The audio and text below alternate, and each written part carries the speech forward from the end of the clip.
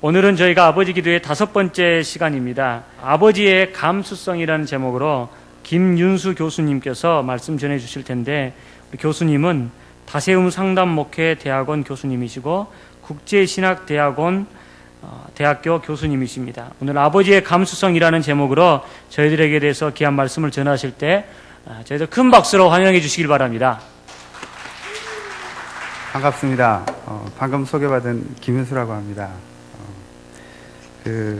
이제 제가 학교에서 이렇게 강의를 하다 보면 이제 아까 소개해 주신 그 학교 말고 이제 제가 다른 학교도 이렇게 강의를 가는 경우가 있는데, 한 번은 이런 적이 있었습니다. 이렇게 한 학기를 다 끝내고 나서 이제 제가 강의 갔던 데가 이제 기독교 학교여서 강의를 다 끝내고 나서 이제 제가 학생들하고 그래도 우리가 한 학기를 마쳤으니까 이제 기도로 한 학기를 좀 마무리를 하자 그랬더니 저를 딱 보고 하는 소리가 저보고 교회 다니냐고 그런 얘기를 하더라고요. 그래서 제가 그 학생들한테 내가 교회도 안 다니게 생겼냐 이렇게 얘기를 했더니 뭐 그 얘기 답은 안 하고 교회 다니냐 이 얘기를 5번을 저한테 묻길래 제가 그 친구들한테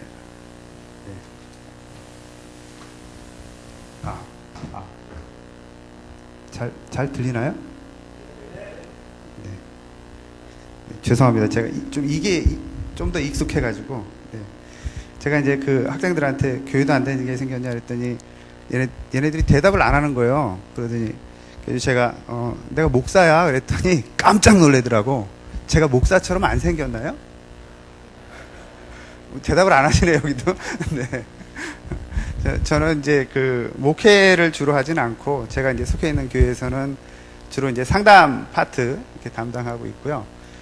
설교는 간혹 합니다. 그래서 아직 이런 마이크가 좀 어색하고 이제 학교에서 하다 보면은 이렇게 이제 마이크를 들고 하는 게 훨씬 익숙해서 그래서 이제 마이크를 좀 들고 있습니다.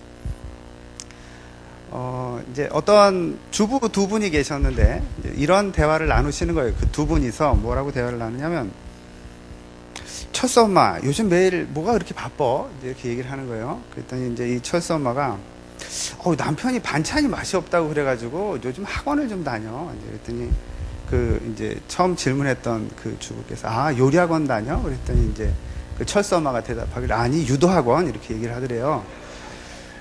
그러니까 이제, 요즘 반찬 맛없다고 남편들이 얘기하기가 참 어려운 시대가 되었습니다. 네. 제가 이제 어느 이렇게 워크샵 하는 데 갔더니 그 강사분이 이렇게 얘기를 하시더라고요. 요즘은 신남존여비 시대를 살고 있다, 우리는.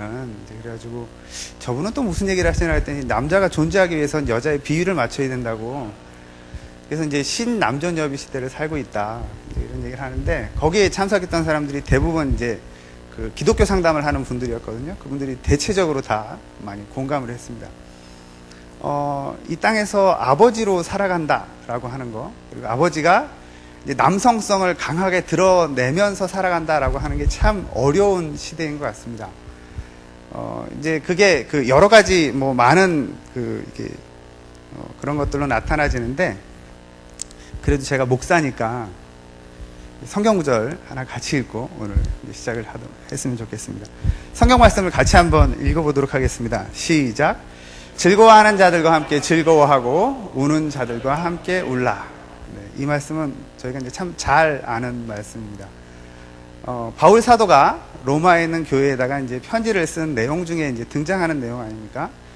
즐거워하는 사람들하고 함께 즐거워하고 우는 사람들과 함께 울라. 이렇게 말씀드렸는데, 이 편지가 쓰여졌을 당시를 한번 생각을 해보면 이 말씀이 또 다르게 이제 저에게 다가올 수 있는 여지가 있습니다. 뭐냐면, 대체적으로 특별히 우리나라 문화에서 남자는 태어나서 죽을 때까지 몇 번 울라고 교육을 받으셨습니까? 네, 여성분들이 먼저 말씀을 하시네요. 네, 대체적으로 남성은 이렇게 눈물을 많이 보이면 그게 아주 가벼운 사람이다. 그리고 그렇게 눈물을 자주 보여서는 안 된다라는 교육을 참 많이 받습니다. 그런데 이 편지가 쓰여졌을 당시에는 이제 2000년 전쯤 되지 않습니까? 2000년 전쯤에 그 주요한 특징 중에 하나가 남성과 여성 중에서 교육의 대상으로 삼았던 사람은 남성이었습니다. 여성은 교육의 대상이 아니었습니다. 물론 뭐 이제 예수님께서는 우리가 성경 말씀에 보면 여성들도 그리고 아이들도 앉혀놓고 교육을 시키기도 했지만 그 당시에 정규 교육 그리고 랍비가 가르쳤던 그런 교육 과정에서는 여성은 참여할 수가 없었습니다. 그러니까 이 말씀은 가장 기본적으로는 남성들에게 읽혀졌던 말씀이라는 겁니다. 그리고 그 당시에 생각을 해보면 2000년 전에 글을 읽을 수 있는 사람이 몇 프로 정도나 됐겠습니까? 잘 잡아야 5% 정도 됩니다. 그 5% 중에 여성이 몇 프로겠습니까? 거의 없습니다. 사실은 이 편지의 내용은 남성들에게 그리고 남성이 다른 자기 주위에 있는 사람들에게 이렇게 해줘라 라고 이야기를 하는 겁니다. 여성들이 정말 즐거워하는 사람 옆에서 같이 즐거워하고 우는 사람 옆에서 같이 우는 건 뭐 본능적으로 잘 하고 그러더라고요. 특별히 가르치지 않아도.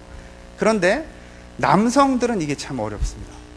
남성들은 본능적으로 우는 사람 옆에 가서 울고 즐거워하는 사람 옆에 가서 즐거워하기가 참 어렵습니다. 물론 장례식 가서 환호성 치는 사람 없고 결혼식 가서 우는 사람 없습니다. 물론 뭐 이제 그 신부 아버님들은 이제 우시기도 하지만 그런 거 말고 이렇게 분위기에 안 맞게 하는 사람은 없지만 대체적으로 아버지들이 자녀를 양육할 때 보면 자기 감정을 많이 드러낼 때 더 혼내는 경우가 많습니다.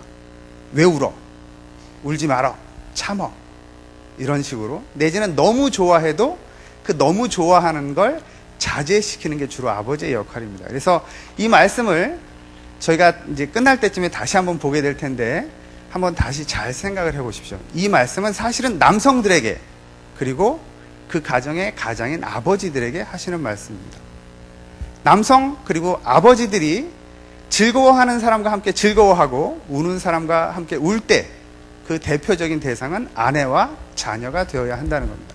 그리고 교회의 다른 사람들. 그 역할이 아버지들에게 사실은 주어졌던 역할 중에 하나다라고 생각을 하시면 됩니다. 시대가 참 많이 변했습니다. 시대가 참 많이 변해서 남성의 역할이 점차 변해가고 있습니다. 첫 번째로 아버지의 권위가 엄청나게 변했습니다. 이제 저희 아버님이 이제 38년생이시거든요. 그러니까 이제 저희 아버님 그리고 저희 할아버님이 이제 한 3, 4년 전에 돌아가셨는데 저희 아버님, 저희 할아버님 사실 때 이제 얘기를 이렇게 들어보면 아버지의 역할은 뭐 큰 뭐를 하질 않으시더라고요. 주로 집에서 뭐 이렇게 시끄럽거나 이러면 이제 딸은 뭐 이렇게 왜 무슨 일이니 이런 얘기 안 하시고 헛기침 이렇게 한 소리 딱 하면 알아서 조용하는. 그래서 뭐 이제 그 아버님이 이렇게 딱 나타났다 그러면 이제 알아서 다 이제 방에 들어가서 공부하는 척하고 하는지 안 하는지 모르겠지만 이제 이런 그런 분위기가 이제 이렇게 많이 아버지들이 했던 역할이다라는 겁니다.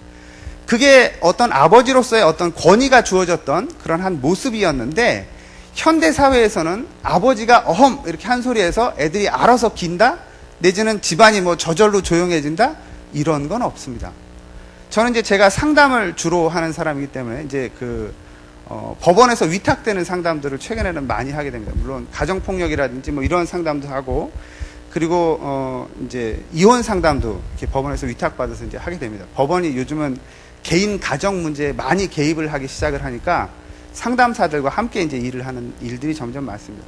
그런데 보면 그 아버지들이 자기 가정 어떻게 잘 꾸려야 할지, 어떻게 가족들 안에 자녀들한테 잘 대해야 될지 몰라가지고 오는 아버지들이 대표적으로 하는 말씀이 뭐냐면 나 어렸을 때 우리 아버지는 조용해 그러면 애들이 다 조용하고 나도 아무 소리 못했는데 당신이 조용해 그랬더니 애들이 왜요? 이러고 나오더라는 거예요. 그런데 그걸 내가 왜 조용해야 되는지 말해줘야 될 게 생각이 안 나더라는 겁니다. 그래서 내가 이걸 대처를 못해가지고 한 대 때렸더니 애가 신고를 하더라. 그런 일들 많습니다. 제가 최근에 상담하는 그 두 아버지가 딸을 때려가지고 그 딸이 신고해가지고 검찰로 가서 이제 상담하는 케이스를 제가 이제 상담하고 있는데 참, 이게 뭐 도대체 세상이 어떻게 가는가 이런 생각 막 드시지 않습니까? 그런데 실제로 그런 일이 발생하고 있습니다. 과거의 아버지들은 조용해 하면 애들이 조용했는데 지금의 아버지는 조용해 라고 하는 말이 안 먹히는 시대가 됐습니다. 그래서 아버지의 권위가 과거의 권위 모습 그대로 진행되지 않는 시대가 지금 시대다라는 게 첫 번째 특징이고요. 두 번째는 새로운 지식이나 새로운 기술들이 너무 빨리 나옵니다. 이제 저희 할아버지가 돌아가시기 전에 저한테 하셨던 말씀 중에 참 인상 깊게 이렇게 남아있는데 뭐냐면, 이제 예전에 TV를 샀는데 TV가 이제 아주 옛날에 이렇게 돌리는 거였지 않습니까? TV가? 돌리는 거 모르시는 분은 안 계시겠죠? 네. 이렇게 채널을 돌릴 때 이렇게 띡띡띡띡 해가지고 돌렸는데, 그러고 나서 나온 TV는 리모컨을 이렇게 누르잖아요. 근데 리모컨을 저희 할아버지한테 딱 드렸더니, 딱 보시고 너무 복잡해서 못 쓰겠다 이 얘기를 하시는 걸 제가 들었어요. 그러니까, 야, 나이가 들면 이 리모컨이 복잡하구나. 제가 그걸 이제 할아버지를 통해서 좀 이해는 안 됐습니다. 그 당시에는. 그런데 이제 제가 이렇게, 제가 아주 어리진 않아요. 40대 중반이거든요. 40대 중반인데, 스마트폰을 이렇게 샀는데, 제 아들이 저보다 더 빨리 알더라고, 제 건데. 그러니까 이제 제가 뭘 하려고 하면 제 아들을 불러가지고 묻는 거예요. 자꾸, 야, 이건 어떻게 하냐? 이러면서 이제 하나씩 물어가지고, 그리고 또 제 아들이 잠깐 가져갔다, 저는 스마트폰을 안 사줬거든요. 그랬더니 잠깐 가져갔다 오면 뭐가 막 바뀌어 있어. 근데 내가 이걸 바꾸지를 못하겠는 거예요. 원래대로. 뭐 이상한 소리가 나서 무슨 소리지 했는데 내 벨소리더라고. 이제 바꿔놓고. 이게 뭐냐면 새로운 지식이나 새로운 기술들이 너무 빨리 변해가서 거기에 적응이 어른들이 잘 안 되는 겁니다. 과거에는 부모님이 지식을 갖고 있어서 자식들한테 알려줘요. 너희들 이렇게 해야 된다라는 걸 알려줬는데, 지금 시대에는 부모가 갖는 지식과 자녀들이 먼저 알게 되는 지식이 큰 차이가 없더라는 겁니다. 인터넷을 통해서 다 알아, 얘네들이. 그러니까 아버지가 아버지로서 얘네한테 뭘 가르칠 때 인터넷으로 다 아는데요, 이렇게 얘기를 해버리면 할 말이 없더라는 겁니다. 그리고 오히려 아버지가 자녀들한테 물어야 되는, 부모가 자녀에게 물어야 되는 그런 시대가 오고 있다는 겁니다. 이게 시대가 엄청나게 변해가기 때문에 생겨지는 현상이다라는 겁니다. 또 하나는, 과거의 부모들은요, 삶이 크게 변하지 않았습니다. 100년 이전만 하더라도 뭐 이렇게 계절 봐서 씨 뿌리고 농사 져서 다시 수확하고 또 씨 뿌리고 농사 져서 수확하고, 이게 이제 반복되는 삶을 이렇게 쭉 사셨는데, 혹시 여러분 6개월 전하고 지금하고 삶이 똑같으신 분 계신가요? 물론 있을 수 있습니다만 그렇게 많지 않습니다. 인터넷이 우리 생활을 변화시키기 시작한 게 그렇게 오래되지 않아요. 10몇 년밖에 안 됐습니다. 그럼에도 불구하고 요즘은 인터넷 없으면 업무가 안 되고 컴퓨터 없으면 일을 못 하죠. 저 처음 이제 대학 졸업하고, 저는 일반대 나와서 이제 직장에 취직했는데, 그때는 컴퓨터 없이 일을 했었습니다. 90년대 초반에. 그런데 지금 와서 만약에 컴퓨터 없이 일을 해라 그러면 직장 다니면서 컴퓨터 없이 일을 한다는 게 가능이나 하겠습니까? 그건 불가능한 시대라는 겁니다. 경험한 적이 없던 것이 너무 많이 생겨나고, 그래서 부모가 자녀에게 지식을 전수해 줄 수가 없습니다. 연구에 따르면 6개월에 한 번씩 과거의 지식이 2배가 되는데 6개월 정도가 걸린다고 합니다. 그러니까 딱 오늘부터 6개월이 지나면 창조 이래로 지금까지 있었던 지식의 딱 2배가 된다라고 이야기를 해요, 학자들은. 그게 뭐 지식이 좋은 지식, 나쁜 지식 뭐 이런 거 따진 거 없이 단지 정보의 양이라는 측면에서 보면 6개월이 지나면 정보는 2배씩 늘어난다고 합니다. 그걸 우리가 어떻게 따라갈 수 있겠습니까? 그럼 못 따라가요. 그러니까 여기 계신 분들은 예를 들어서 내가 대학을 갈 때 내가 어떤 대학을 갔으면 좋겠습니까? 라고 부모님께 물으면 부모님이 어느 정도 정보를 가지고 지식을 갖고 이렇게 이제 제안을 해줄 수 있는 그런 시대였는데, 우리 자녀 세대 그리고 우리 손자 세대에 가서는 그런 제안이 안 먹히는 시대라는 겁니다. 너무 빨리 변해가기 때문에. 그게 우리가 살아가고 있는 그런 시대가 이제 나타내고 있는 현상들이라는 겁니다. 그리고 네 번째로는 다원주의의 영향입니다. 다원주의는 여러분이 많이 들어보셨겠습니다만, 다원주의가 이야기하는 대표적인 건 진리는 없다, 정답은 없다라는 겁니다. 요즘 전도하시기 참 어렵잖아요. 전도 안 하세요? 전도 이렇게 하기 참 어렵지 않습니까? 전도를 하려고 이렇게 이제 저도 이렇게 가끔 이게 뭐 기독교 계열의 학교긴 하지만 그래도 교회 안 다니는 애들이 가끔 와서 이렇게 이제 만나서 얘기를 한다든지 아니면 넌 크리스찬 내담자들을 이렇게 상담을 하게 돼서 그 내담자들한테 이렇게 종교에 대해서 마지막에 이렇게 이야기를 하면 아니 뭐 다 이 길로 가나 저 길로 가나 나중에 똑같은 데로 가는 거 아니냐, 진리는 없는 거 아니냐, 이런 이야기를 많이 합니다. 다원주의 시대가 우리에게 주고 있는 것은 진리는 없다예요. 정답은 없다. 그래서 이 시대가 정말로 아버지가 아버지 역할을 하기 어려운 그런 시대다라고 보시면 됩니다. 많이 공감하시지 않습니까?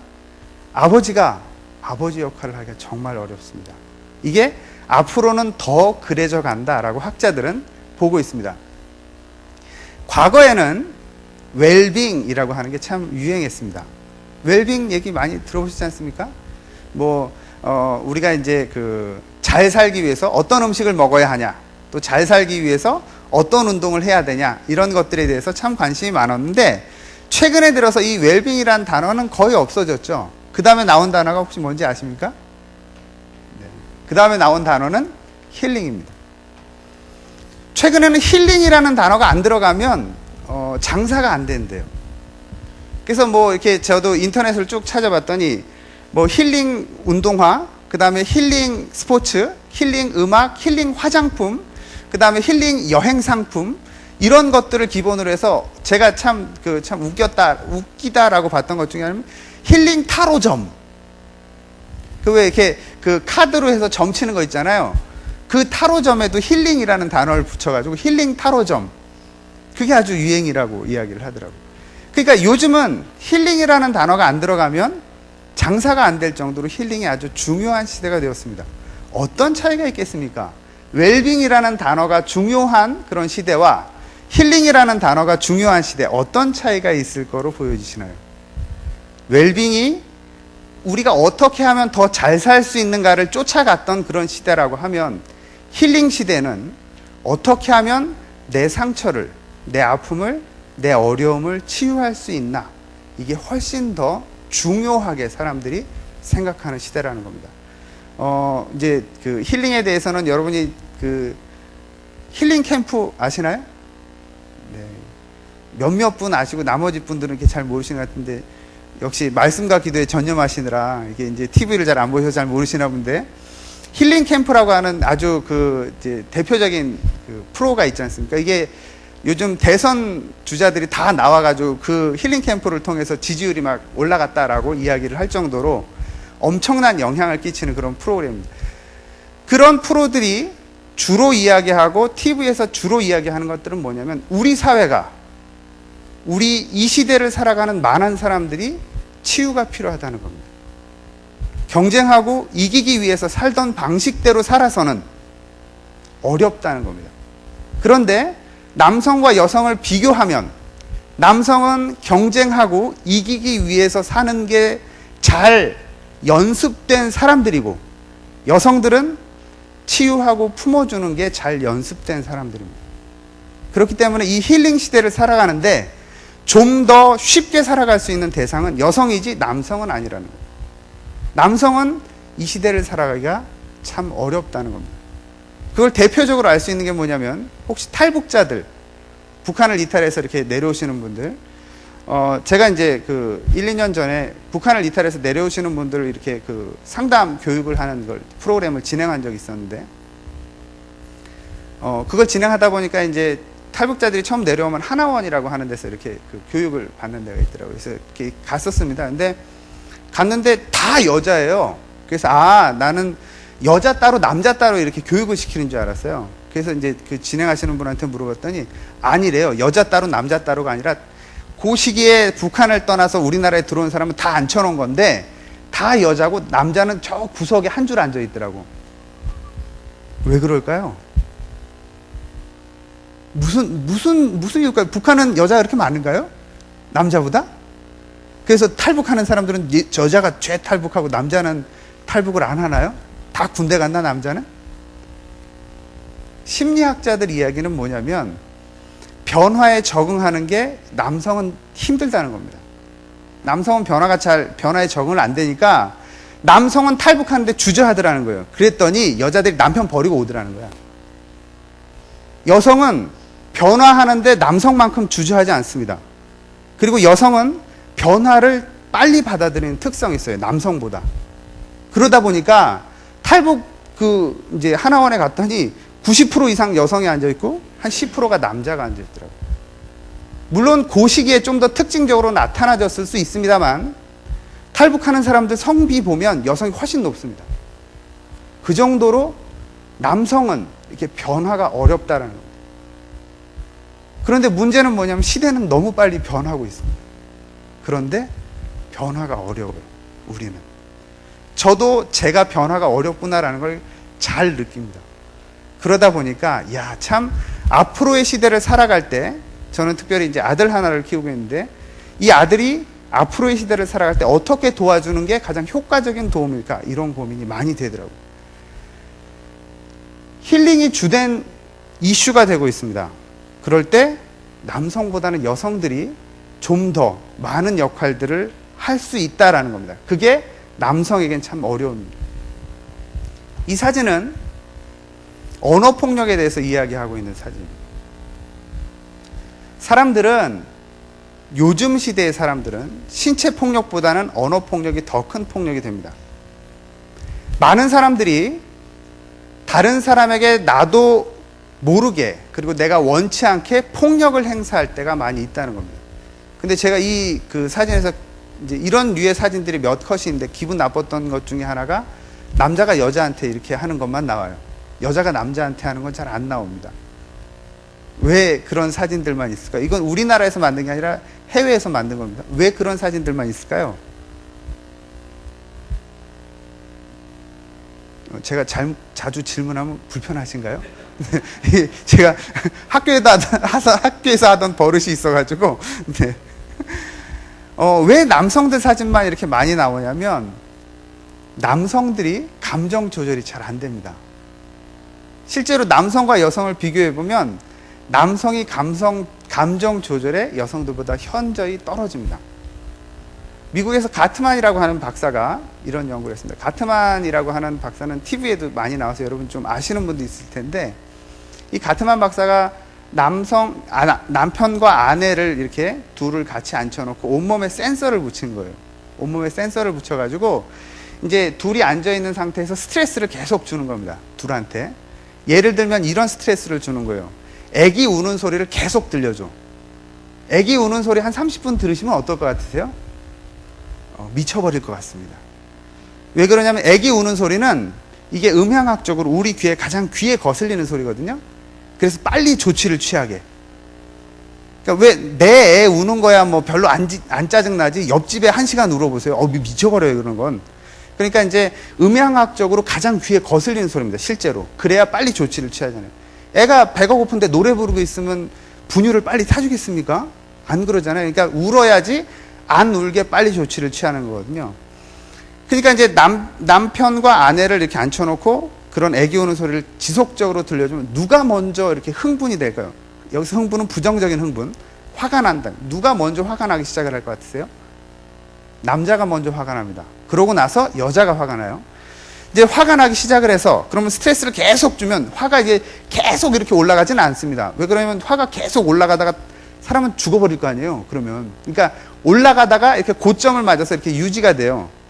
스트레스 해소가 안 되니까. 화가 나면 이렇게 쭉 스트레스 받아 올라가다가 이게 유지가 되는데 그럼 이 고점이 남성이 더 높겠습니까? 아내가 더 높겠습니까? 남성이 훨씬 높아요. 먼저 화나기 시작해서 높이까지 올라가. 아내는 나중에 화나기 시작해서 낮게 올라가. 그러면 그 스트레스가 없어지면 누가 먼저 이게 해소가 되겠습니까? 애 울음소리를 딱 스톱을 하면 뚝 떨어지지는 않잖아요. 화났다가 갑자기 멀쩡해? 뭐 이렇게 되지는 않잖아요. 서서히 이렇게 내려옵니다. 누가 먼저 내려오냐면 아내가 먼저 내려와요. 그러니까 남편은 먼저 화나서 많이 화나고 늦게까지 화나. 아내는 늦게 화나서 조금 화나고 빨리 풀려. 무슨 얘기인지 이해가 되시죠? 그러니까 남성과 아내가 둘이 딱 맞부딪혔어. 맞부딪혔다는 얘기는 제가 이제 부부 상담을 하다 보면 가장 단적으로 드러나는 게 이렇게 남편이 한마디 하면 아내도 한마디 하고 남편이 한마디 하면 아내도 한마디 하고 이렇게 이제 계속 핑퐁 하듯이 말싸움 하는 겁니다. 이렇게 말싸움 하는 게 제일 어리석은 싸움이에요. 왜 그러면 남성이 먼저 화나기 때문에, 그리고 많이 화나기 때문에 자기가 잘하는 걸 쓰려고 그래요. 자기가 잘하는 거 뭐? 힘을 쓰려고 그래요. 이걸 때리면 요즘은 안 된다는 걸 아니까 이걸로 이렇게 나가버려요. 그래서 이런 사진이 많아요. 제가 남성들한테 말씀드리고 싶은 건 뭐냐면, 내가 한마디씩 이렇게 하면 내가 스트레스를 먼저 받는구나 라는 걸 아셔야 된다는 겁니다. 그걸 알면 어떻게 대처할 수 있냐면 쉬었다 싸울 수가 있습니다. 말이 좀 웃긴 것 같으신가요? 예를 들면 이런 겁니다. 내가 이제 막 아내랑 말다툼을 하는데 스트레스가 너무 돼. 내가 막 흥분이 막 돼. 이걸 내가 느껴지면 우리 차 한잔 마시고 다시 얘기합시다. 이게 지혜로운 거라는 겁니다. 지혜로운 부부들은 부부싸움을 할 때 꼭 쉬었다 싸우는 장치를 마련하더라는 겁니다. 그래서 내가 너무 흥분이 되면 우리 차 한잔 마시고 얘기합시다 라는 그런 안전장치를 사용하더라는 거예요. 그게 지혜로운 부부의 특징입니다. 물론 남편이 그걸 잘 조절을 못하면 아내가 조절해주면 정말 감사한데, 아내가 조절을 못하는 경우도 많으니까 스스로 조절을 해야 됩니다. 우리 잠깐 차 한잔 마시고 얘기합시다. 내지는 우리 잠깐 바람 쐬고 다시 얘기합시다. 이게 정말 지혜로운 방법이더라는 겁니다. 실제로 행복한 부부 생활을 하는 부부들의 특징은 그렇게 싸웁니다. 행복한 부부 생활을 하는 사람들은 싸움을 안 한다. 그건 거짓말이에요. 싸움을 안 하는 부부가 얼마나 불행한 부부인지 저는 상담하면서 많이 봅니다. 저희 부부는 5년 동안 한 번도 안 싸웠어요. 행복할 것 같으세요? 절대 안 그렇습니다. 그만큼 의사소통을 안 한다는 얘기예요. 안 싸운다는 얘기는 의사소통을 안 하는 수밖에 없습니다. 인간은 살아있는 한 갈등하게 되어 있어요. 왜 그러냐면, 여러분이 여러분 자신이 마음에 드세요? 모든 게 마음에 드세요? 저는 제가 이제 샤워할 때 저희 집 샤워실에는 전신 거울이 있거든요. 그 거울 앞에만 쓰면 내가 마음에 안 들어.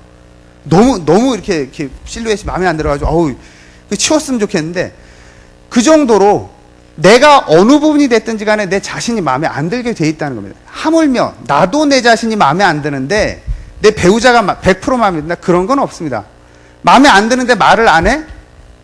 그러면 그거는 갈등을 증폭시키는 방법이지 없애는 방법이 아니라는 거예요. 갈등은 표현해야 없어집니다. 불만은 표현해야 없어져요.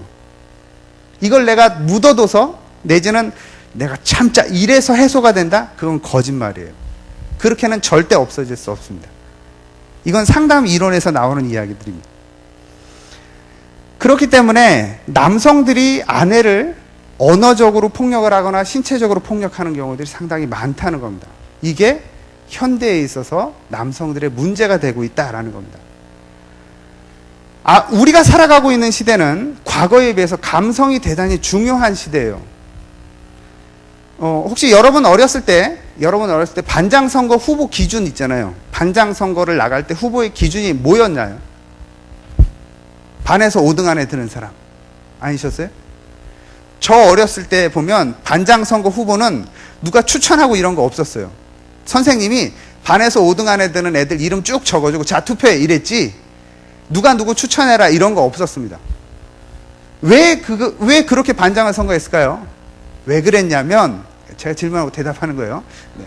왜 그랬냐면 그 시대는 뭘 중요하게 봤냐면 IQ를 중요하게 봤습니다. 똑똑한 사람이 리더가 돼야 된다. 이게 아주 시대적으로 중요했어요. 왜 그게 중요했냐? 혹시 여러분 어렸을 때 치약 뭐 쓰셨습니까? 럭키 치약. 비누 뭐 쓰셨나요? 다이알 비누. 어렸을 때 치약, 럭키 치약, 소금 이런 거 말고 치약이라고 하면 럭키 치약 말고 다른 치약 써보신 거 있으세요? 저는 저 어렸을 때도 럭키 치약 썼지 다른 치약, 저는 럭키 치약 말고는 다른 치약은 없는 줄 알았어요. 그렇지 않았나요? 그럼 요즘 여러분이 쓰는 치약 다 조사하면 아마 여기 인원수만큼 틀릴걸요? 아마 요즘 비누 쓰시는 거 다 조사하면 여기 인원수만큼 틀릴걸요? 왜 달라졌나요? 뭐가 달라졌냐면 과거에는 똑똑한 리더가 고민을 합니다. 리더가 고민을 해요. 그래서 이게 정답이야 라고 딱 얘기하면 그 아랫사람들은 그냥 따르면 돼요. 아랫사람까지 고민할 필요 없이 똑똑한 놈만 고민하고 머리 나쁜 놈들은 그냥 따라가면 돼. 똑똑한 놈이 고민해서 결정 내렸으니까, 그러니까 오죽 잘 결정했겠습니까? 그죠? 그러니까 그냥 쓰면 돼. 내 욕구가 어때? 이런 거 필요 없다는 거예요. 그런데 현대사회는 똑같습니까? 아닙니다. 현대사회는 똑똑한 게 중요한 게 아니고요. 현대사회에 훨씬 중요한 게 뭐냐면 소비자의 욕구가 뭔지를 알아내는 게, 빨리 알아내는 게 훨씬 중요합니다. 그렇지 않나요? 만약에 소비자가 구취 제거를 원하는 소비자들이 많아. 그럼 구취 제거 효과가 강력한 치약을 만들어야 팔리지. 럭키 치약이 제일 좋아요 이러고 판다고 팔리겠습니까? 나는 미백 효과가 좋아. 그럼 미백 효과를 탁월한 걸 만들어서 팔아야지. 그래야 팔리는 시대라는 거예요. 현대사회는 과거에는 리더가 모든 걸 결정해서 그 아래에 있는 사람들은 그냥 따라가면 됐어요. 별로 고민 안 해도 돼. 똑똑한 사람만 고민하는 거야. 나머지는 손발이 되면 됩니다. 그런데 현대사회의 특징은 뭐냐면 소비자가 뭘 원하는지를 소비자와 가장 가깝게 접촉하는 사람이 가장 잘 알더라는 겁니다. 리더는 모르더라는 거예요. 그래서 리더가 자기가 혼자 고민해서 의사결정을 하면 대체적으로 망하더라는 겁니다. 그게 과거와 현재의 다른 점입니다. 시대가 여기에서 여기로 바뀌면 소비자의 원함을 빨리 알아내는 능력이 가장 중요한 능력이 됩니다. 물론 똑똑해야 알아내는 게 빠를 가능성이 높습니다. 그런데 똑똑한 것뿐만 아니라 다른 사람의 원함을 빨리 알아내는 것, 이게 정말 중요한 능력이 되더라는 거예요. 그런데 아쉽게도 이 능력은 남성들은 좀 약합니다. 우리나라에서도 이런 실험을 한 적이 있습니다. 뭐냐면 이제 그 1살 이하의 어린아이들, 그러니까 말을 못하는 어린아이들입니다. 말을 못하는 어린아이들하고 엄마가 같이 노는 거예요. 같이 놀다가 엄마가 다친 연기를 하는 거예요. 엄마가 다쳤어. 같이 엄마랑 놀다가. 근데 여자아이가 보이는 반응, 남자아이가 보이는 반응이 현저하게 다르더라는 거예요. 만약에 같이 놀다가 엄마가 다친 역할을 하면 남자아이들은 엄마가 다친 걸 신경을 안 쓰고 밀어내더라는 거예요. 왜? 나 노는데 방해되니까. 엄마가 아프다고 울고 있으니까 나 노는데 방해되니까 엄마를 밀어내더라는 거예요. 그러고 놉니다. 남자아이들이 그렇게 놀아요. 근데 여자아이들은 엄마랑 같이 놀다가 엄마가 우니까, 아프다고, 다쳐서 아프다고 우니까 무슨 이유인지 엄마가 설명도 안 했고 말도 못 알아듣는데 같이 앉아서 울더라는 거예요. 얘는. 남자아이와 여자아이는 태생적으로 틀립니다. 그렇게. 그 얘기는 다른 말로 하면 우리들도 그렇게 태생적으로 다르다는 겁니다. 그런데 앞으로의 사회는 감성이 중요한 사회라고 제가 말씀드렸잖아요. 그럼 남성들은 감성을 훈련하는 수밖에 없다는 겁니다. 감성을 배워나가는 수밖에 없다는 겁니다. 내가 원래 생겨먹은 대로 살아가지고는 저는 뭐 어떻게 그나마 좀 살 수 있겠지만 제 자식, 제 아들 시대에는 자기가 생겨먹은 남성성을 가지고 살기에는 너무 어려운 시대가 도래한다는 겁니다. 앞으로 아까 말씀드렸던 그런 이유들 때문에. 그래서 남성에게 있어서 감성을 키우는 것이 대단히 중요한 과제가 되어가고 있습니다. 제가 가족 상담을 하고 부부 상담을 하면 가장 문제가 되는 것은 뭐냐면 남편이 아내의 마음을 이해해주지 못할 때 문제가 아주 심각해집니다. 그런데 우리나라 남성들의 대부분은 아내의 마음을 잘 이해를 못해요. 아내가 어떤 마음을 가질지, 어떤 원함이 있는지, 어떤 것들을 생각하는지 이런 것에 대해서 헤아릴 수 있는 마음이 많지가 않습니다. 왜? 돈 벌기에 너무 바빠요. 사회에서 살아남기에 너무 바쁩니다. 그러다 보니까 정말 가정에서 내가 중요하게 생각하는 내 아내의 마음을 헤아릴 때 에너지를 쓸 힘이 없더라는 거예요. 그게 현대 우리나라 가정의 가장 큰 문제가 됩니다. 그래서 제가 이제 부부 상담을 하면 이혼 위기에 처한 부부들이 많습니다. 제가 이제 여름에 이제 상담했던 케이스 중에 하나는, 저희 기관은 기독교 상담 기관이고 이제 제가 또 목사다 보니까 여름 잠깐 해서 선교사님들이 이렇게 상담받으러 들어오시는 분들이 있어요. 그러니까 선교사님들이 선교 현지에서 두 분이 이제 부부가 같이 이렇게 선교 사역을 감당하다가 이분들이 이제 번번이 부딪히는 거예요. 그런데 선교사들이 특징이 뭐냐면, 다른 선교사들이 이렇게 같이 있으면 이렇게 얘기를 나누면 되잖아요. 그러면 내가 스트레스가 좀 해소가 될 텐데 절대 얘기하지 않습니다. 다른 선교사들한테. 그리고 현지인들한테는 더 얘기를 못 해요. 그러다 보니까 이게 갈등이 아주 증폭돼 가지고 이혼하기 직전에 들어와요. 본부에서 소환을 하는 거지. 이 상태로는 못 지내겠다. 그래서 소환을 해가지고 여기서 이제 그 상담 기관에 맡겨버립니다. 제가 속해 있는 기관처럼, 이런 기관들에. 그런 이제 부부들을 이렇게 상담을 해보면 정말 남성들이 아내의 마음을 이해해주지 못하는 경우가 너무 많습니다. 그래서 문제가 발생해요. 남자도 이유가 있어요. 저도 남자로서 이유가 있습니다. 너무 살아가기 바빠. 너무 다 느끼시잖아요. 돈 버는 게 너무 어렵지 않나요? 쉬우세요? 쉬우시면 저 좀 알려주세요. 우리 와이프가 좀 더 벌어 오라 그러는데 나 스트레스 돼가지고 이게 바로 현대사회의 문제라는 거예요. 그런데 남성들이 감성을 키울 수 있을 만한 시간도 없고 여유도 없고 그다음에 기회도 많지가 않습니다. 그게 많은 가정에 있어서 문제가 되더라라는 거예요. 우리의 감성을 키우기 위해서 우리가 노력해야 되는 건, 첫 번째는 의사소통 능력을 키워야 됩니다. 이건 가정에서 가장 1차적으로 중요한 요소가 되고요. 또한 직장에서도 중요한 요소가 됩니다. 감성을 키우기 위해서 의사소통 능력을 키워야 되는데, 의사소통에 대해서 많은 사람들이 오해하는 게 있습니다. 이 표를 보시면 7% 이건 뭐냐면, 우리가 말을 할 때 말의 내용은 7%밖에 안 된다는 거예요. 의사소통에 있어서 말의 내용은 7%고요.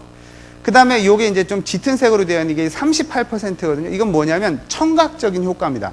청각적인 효과는 38%예요. 그리고 나머지 55%는 시각적인 효과라는 겁니다. 그런데 많은 사람들이 의사소통을 할 때 이 세 개가 다 각각 분리돼서 나가는 경우가 많습니다.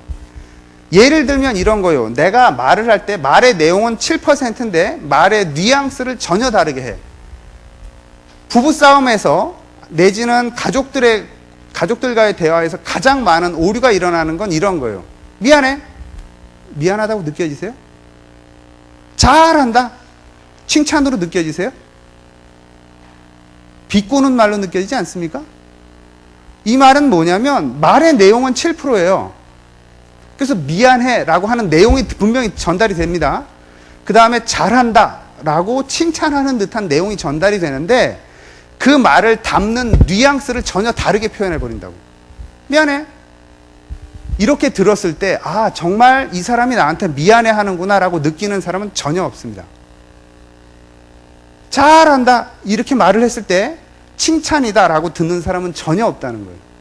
그런데 특별히 부부관계에서는 그런 표현을 많이 씁니다. 직장에서도 이런 식으로 표현하는 분들이 많이 있어요. 이렇게 의사소통하면 의사소통에 오류가 발생한다는 겁니다. 그렇게 의사소통에서 건강한 대화가 된다, 그런 부분은 없습니다. 이런 잘못된 의사소통 방식들은 부부간에 말하지 못하는, 그러니까 딱히 이렇게 딱 시비 걸기 어려운 그런 의사소통이 돼버리기 때문에 계속 분열을 초래합니다. 부부간의 의사소통 중에 안 좋은 의사소통 3가지가 있습니다. 첫 번째가 뭐냐면, 내가 보고를 하는 듯이 이야기를 하지만 사실은 명령을 하는 거예요. 예를 들면 이런 거죠. 네.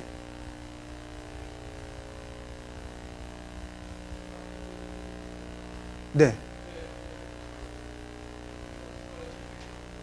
네. 네. 네. 네. 어떤 걸?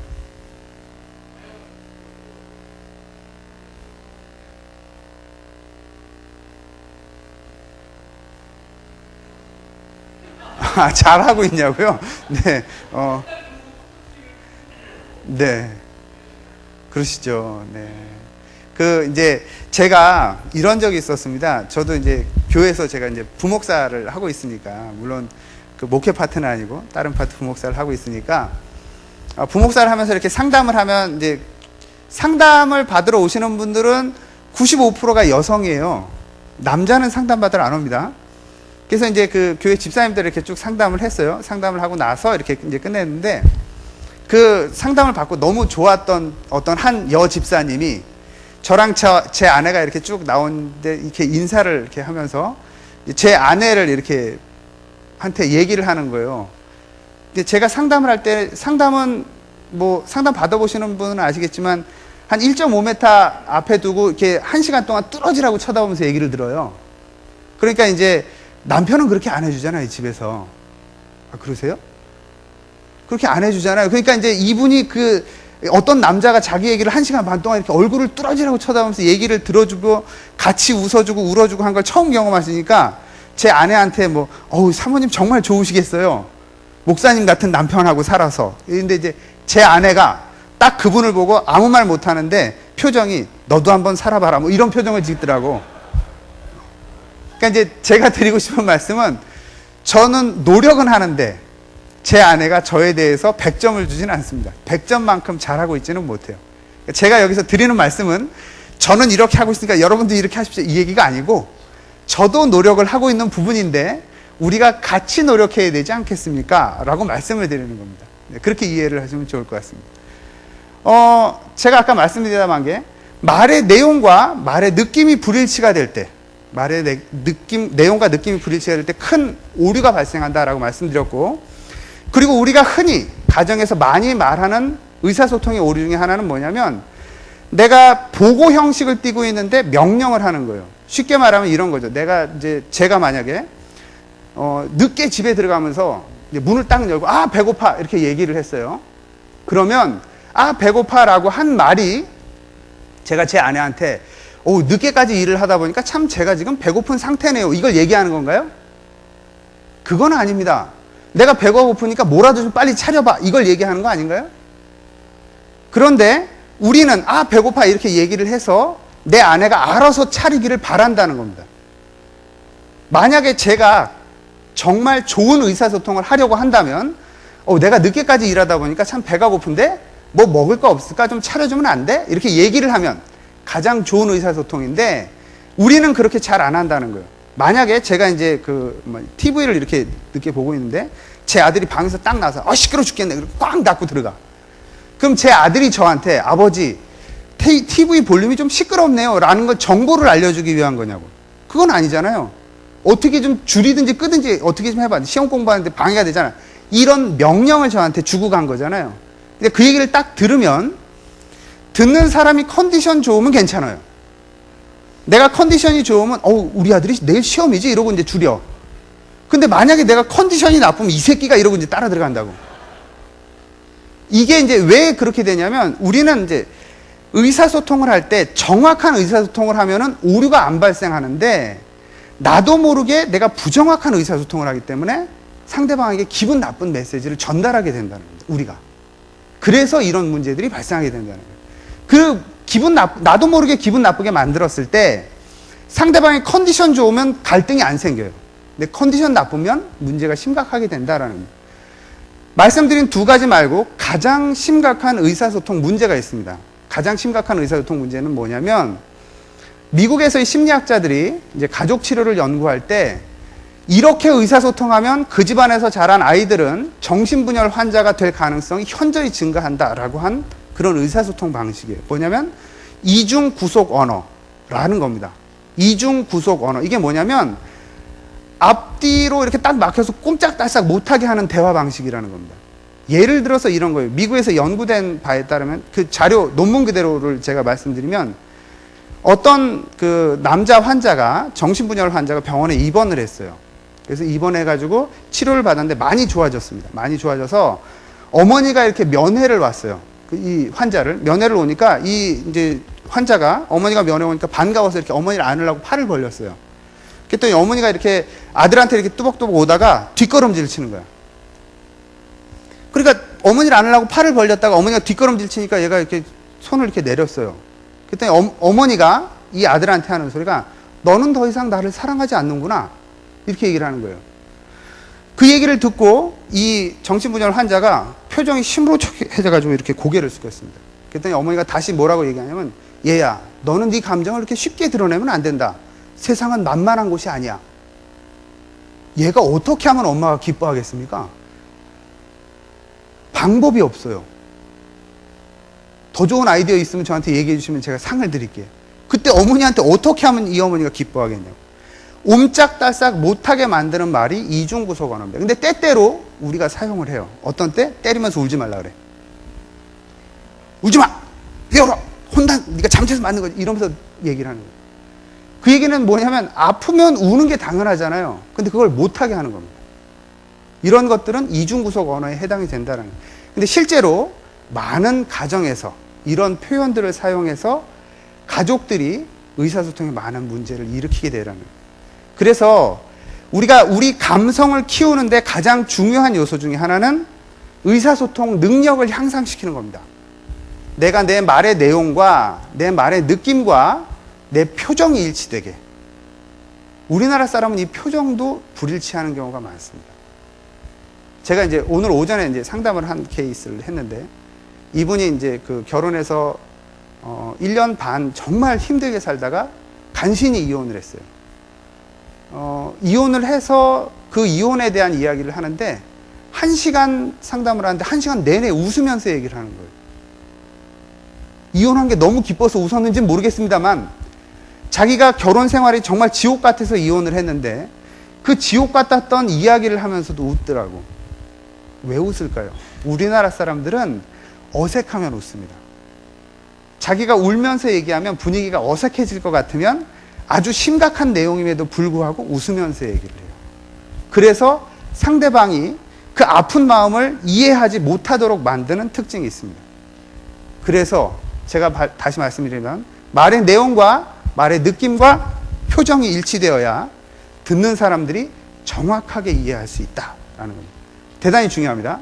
그리고 두 번째로 시간이 없으니까.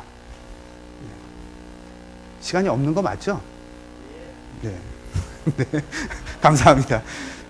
두 번째로 중요한 것은 공감을 해줘야 된다는 겁니다.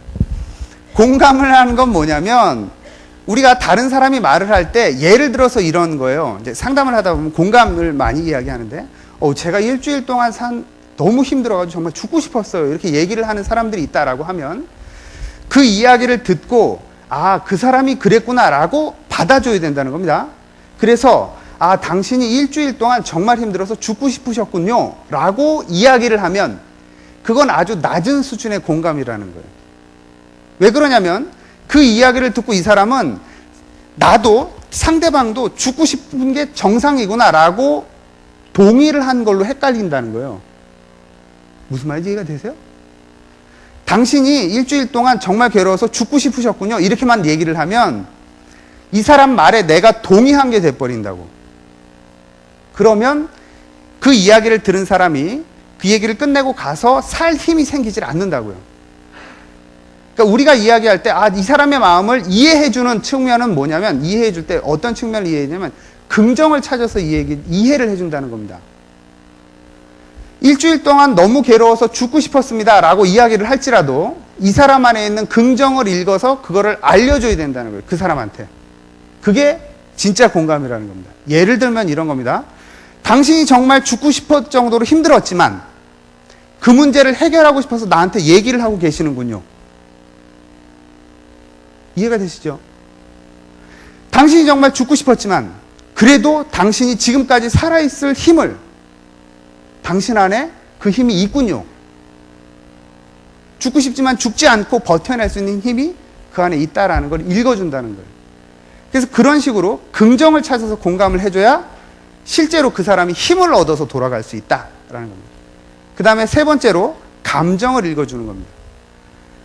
아이들은 자기 감정을 잘 못 읽습니다. 나이가 어릴수록 자기 감정을 잘 몰라요. 그래서 자기가 지금 씩씩거리고 있으면서도 이게 화난 건지 아니면 슬픈 건지 속상한 건지를 구분을 잘 못해요. 애들은.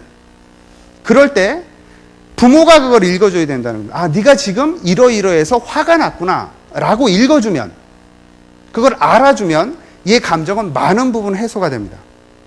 그게 부모가 해야 될 역할이라는 거예요. 그리고 아버지가 노력해서 자녀들한테 해줘야 될 역할이라는 겁니다.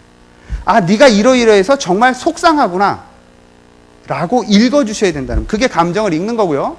그리고 네 번째, 생각과 감정을 분리한다라는 말은 뭐냐면, 우리의 대부분은 예를 들어서 누가 나한테 욕을 한다거나 누가 나한테 부당한 이야기를 하면 화를 냅니다.